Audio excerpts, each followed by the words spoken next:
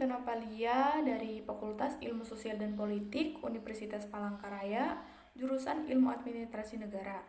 Di sini saya akan melanjutkan materi yang kedua, yaitu pemakaian tanda baca dan penulisan unsur serapan.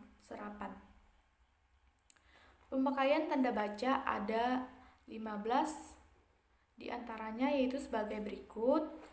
Yang pertama, tanda titik. Tanda titik dipakai pada akhir kalimat pernyataan. Kemudian tanda koma. Tanda koma dipakai sebagai unsur-unsur dalam suatu perincian atau pembilangan. Ketiga, tanda titik koma.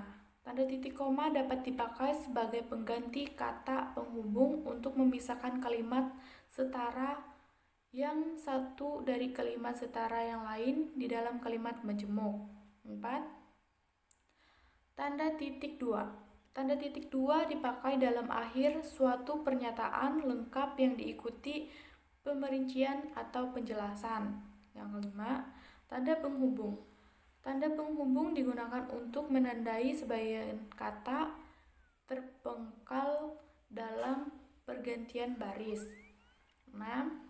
Tanda pisah. Dipakai untuk membatasi penyisan atau kata yang memberi penjelasan di luar bangun kalimat. 7. Tanda seru. Tanda ini dipakai untuk mengakhiri ungkapan atau pernyataan yang berupa seruan atau perintah. 8. Tanda tanya dipakai pada akhir kalimat tanya. 9. Tanda elipsis dipakai untuk menunjukkan bahwa dalam suatu kalimat atau kutipan bagian yang dihilangkan. 10. Tanda petik dipakai untuk mengapit petikan langsung yang berasal dari pembicara, naskah atau bahan tulisan lainnya. 11. Tanda petik tunggal dipakai untuk mengapit petikan yang terdapat dalam petikan lain. 12. Tanda kurung dipakai untuk mengapit tambahan keterangan atau penjelas. 13. Tanda kurung siku dipakai untuk mengapit huruf kata atau kelompok kata sebagai koleksi sebagai tambahan atau kesalahan atau kekurangan di dalam naskah. 14. Tanda garis miring dipakai dalam nomor surat, nomor pada telepon, dan penanda masa 1 tahun yang terbagi dalam 2 tahun takwim. 15.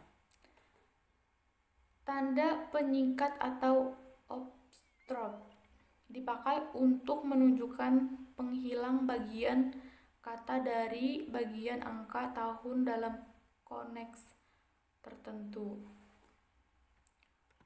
Penulisan unsur serapan. Dalam perkembangan bahasa Indonesia, menyerap unsur dari berbagai bahasa, baik dari bahasa daerah maupun dari bahasa asing. Berdasarkan tarif integrasi, unsur serapan dalam bahasa Indonesia dapat dibagi menjadi 2 kelompok besar. Pertama, unsur asing yang sebelum sepenuhnya terserap dalam bahasa Indonesia. Kedua, unsur asing yang penulis dalam pengungkap disesuaikan dengan kaidah bahasa Indonesia.